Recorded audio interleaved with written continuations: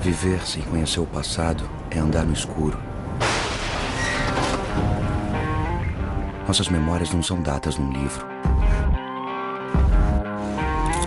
São histórias vivas, cheias de amor e fúria.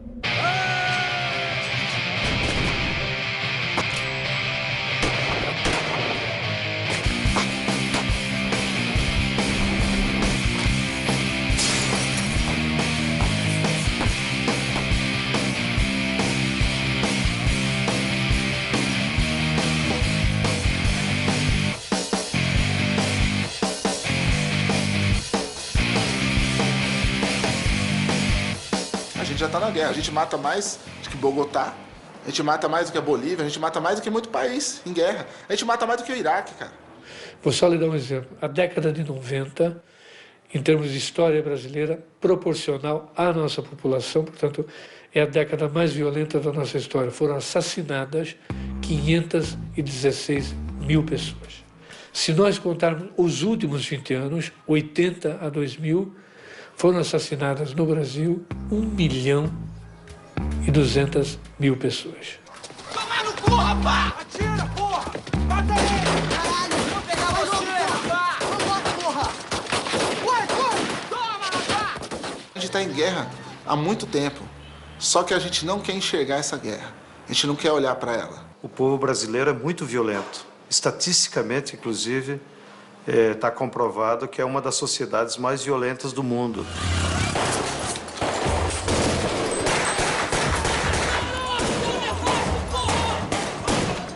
Infelizmente, ele usa essa indignação e essa violência contra o lado errado. Ele usa contra o vizinho, ele usa no bar, ele usa no trânsito.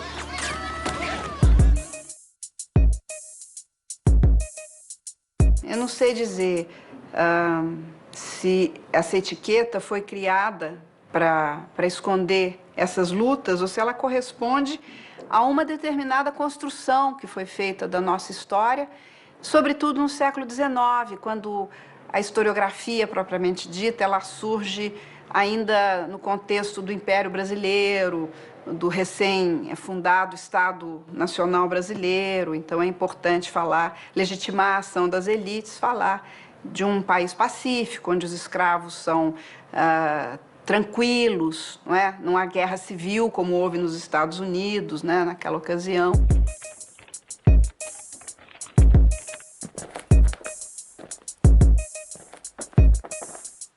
Sabe que eu acho que a gente é tão covarde? Então, talvez a gente seja suficientemente covarde para também não declarar essa guerra, e que aí acaba sendo uma guerra subterrânea. Isso eu acho que é uma mitologia. Todos os povos se acham bons, pacíficos. Raros são aqueles que afirmam que são agressivos, né? Não sei se eu não qualificaria o brasileiro como pacífico. Né? Em certos momentos pode ser até passivo e pacífico, em outros não. Né? Em outros socialmente não é nada pacífico, né? Eu acho que é pacífico. Eu acho que o brasileiro ele tem uma índole de saber o limite das coisas que ele faz.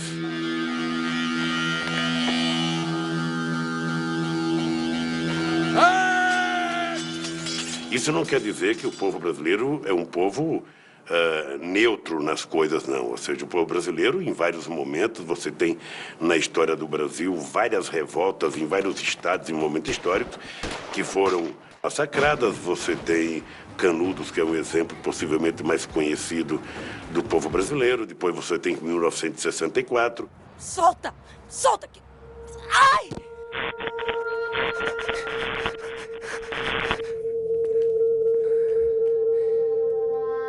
No Brasil, todo conflito interno, balaiada, cabanagem, sabinada, guerra dos farrapos, é sempre tratado como uma revolta regencial, rebelião interna e nunca como guerra civil, quando na verdade todas elas são guerras civis.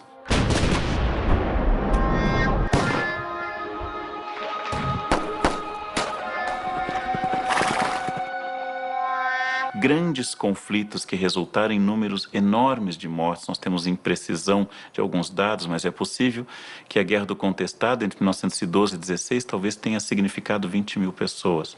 A violência utilizada, por exemplo, no domínio do Quilombo dos Palmares, por, inclusive, bandeirantes de São Paulo, a violência de bombardeio de população civil ou a violência cotidiana, raramente aparece nos livros didáticos, porque nós preferimos cultivar uma imagem que tem várias origens históricas, inclusive, de povo cordial. Eu fico sempre muito desconfiada dessa ideia, assim, dessa cordialidade brasileira. Nós não gostamos de ressaltar a violência. E, às vezes, uma violência que esconde coisas muito curiosas, como Floriano Peixoto mandar matar tantos revoltosos na capital de Santa Catarina e a cidade hoje, em sua homenagem, chamar-se Florianópolis.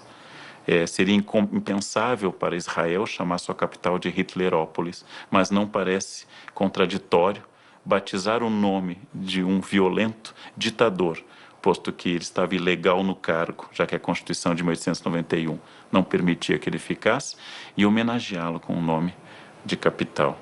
Nós tendemos a melhorar esta memória, que mais do que a prática da violência, é a nossa linguagem e a atenuação da violência na linguagem. O Eça de Queiroz dizia que os brasileiros falavam português com açúcar, né? Nós negociamos a todo tempo. Cheguei 5 minutos atrasado, você não vai deixar eu entrar, né? Mas você não entregou o relatório, só mais um minutinho. Esse diminutivo lembrado, inclusive, no Raízes do Brasil, lembrado pelo Richard Morse, é uma característica de reduzir o impacto da linguagem. É sempre a tendência a amenizar, usar formas subjuntivas, usar formas não diretas, criando expressões que são essencialmente brasileiras e que causam muito espanto a estrangeiros. Ao estilo, você vai passar na minha casa, eu vou ver se dá. Essa expressão que nada diz, não afirma, não compromete, ela é absolutamente brasileira. Nós gostamos também de achar que todo mundo gosta dos brasileiros, né? Somos amados pelos outros. Quem é que não gosta de ser amado pelos outros? 2 frases que foram fundamentais e que eu acho que atrasaram o Brasil, que está ligado a isso. A primeira frase é o seguinte: o Brasil é o país do futuro. Se você acredita nisso, você vai assim, pô, por que eu vou me incomodar? Pô, o Brasil é o país do futuro, eu vou ficar aqui parado.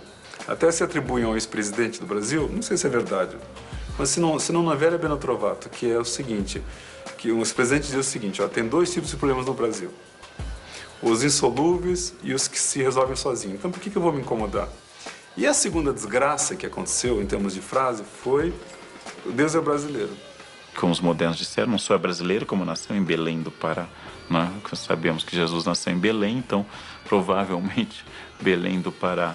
Ela nasce da mesma representação de que somos uma terra particularmente abençoada. A forma como o Brasil se desenvolveu, a forma como o Brasil se colocou no mundo, a forma como ele se olhou para si próprio. Engraçado, né? Ao mesmo tempo que o Brasil sempre se olhou como um coitadinho, o Brasil tem um complexo de coitadinho, né? Que é o que vem de fora é melhor. Se o que vem de fora é melhor é para ser um coitado, né? Se o que vem de fora é sempre melhor, mas ao mesmo tempo tem aquela coisa do berço esplêndido, né? Então sempre vai ficando uma outra linguagem.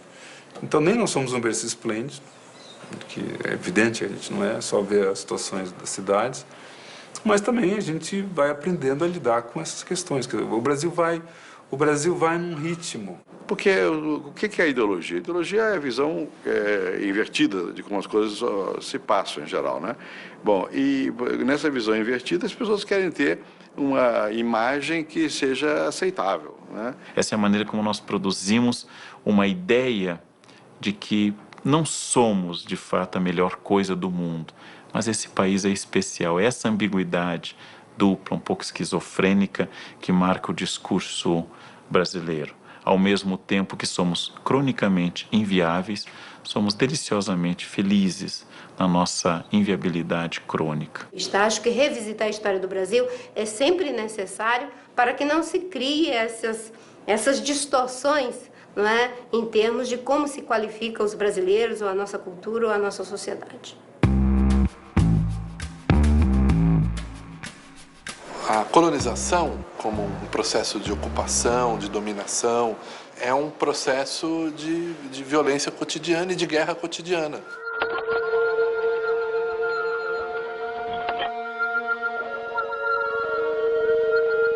O Brasil, como Brasil, nasce capitalista. Nós não fomos descobertos, nós somos invadidos pelo capitalismo europeu comercial, que precisava das nossas mercadorias para ganhar lucro. Eles vieram aqui encontrar o paraíso e não criar o paraíso, como foi na experiência da América do Norte. É uma postura totalmente diferente e imediatista, de desfrute. É inegável que o colonialismo português, a presença portuguesa, da expansão portuguesa para a América, teve um impacto universalmente negativo para as populações indígenas. Quando chegaram aqui as caravelas, eram mais ou menos 12 mil pessoas. E tínhamos 5 milhões de índios. Os 12 mil hoje se transformaram em 190 milhões. E os 5 milhões de índios são 500 mil. Eliminamos 1 milhão de índios a cada século. E o que ficou está marcado, profundamente marcado, por essa incapacidade de perceber o índio como um igual, como um ser humano.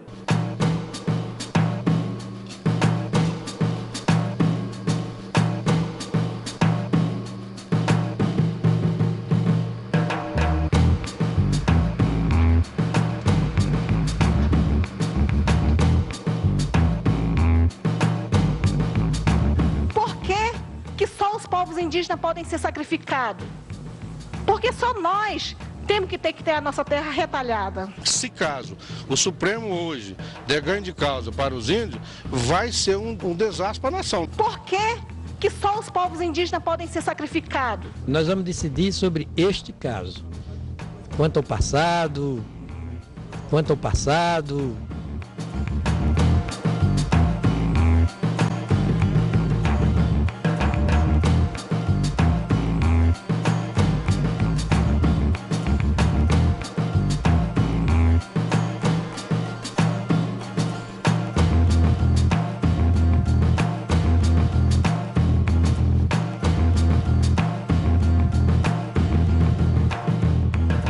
Quer dizer, é difícil falar dos índios de uma maneira geral. São centenas de culturas, de opções societárias e línguas e visões de mundo diferentes. Os povos habitantes do litoral, de uma maneira geral, os chamados tupinambás, se estruturam em sociedades tribais que têm como uma marca constitutiva do seu modo de vida a guerra.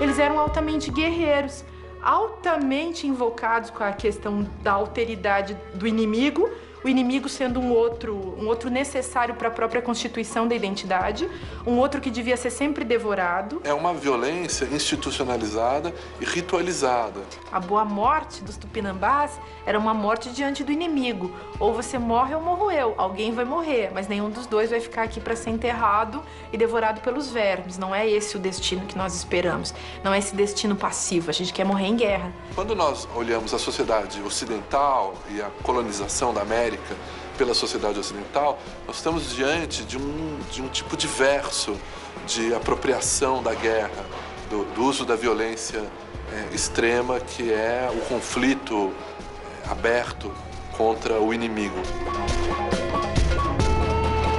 Não há alternativa. Aos indígenas não é colocada nenhuma alternativa.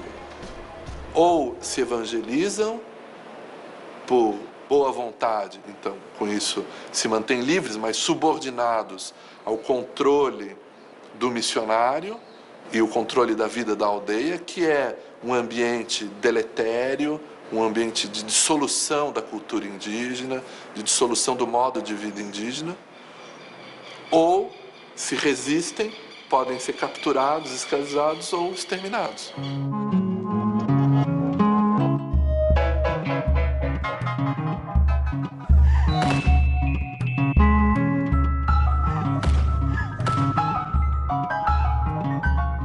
A resistência indígena que começa a surgir no século XVII, em função da expansão da pecuária, da ocupação do sertão pelos colonizadores, é lida pelo governo geral como uma rebelião dos índios.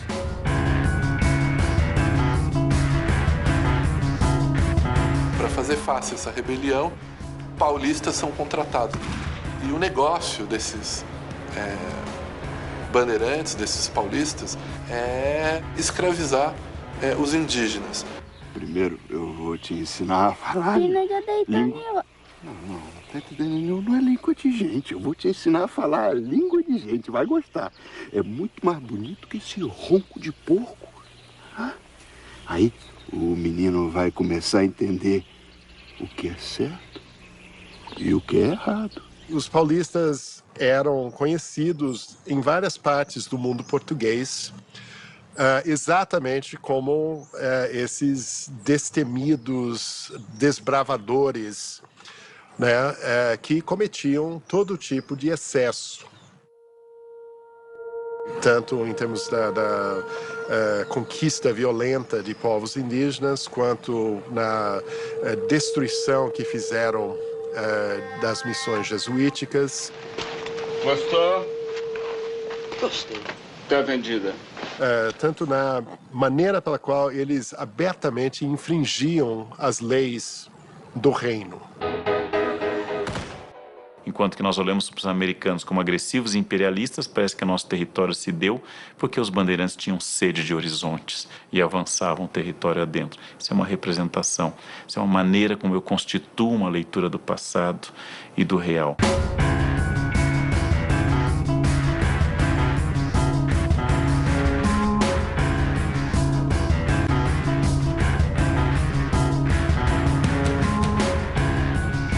Paulistas desempenham três atividades importantíssimas, todas elas vinculadas à conquista do sertão, à escravização dos indígenas e, portanto,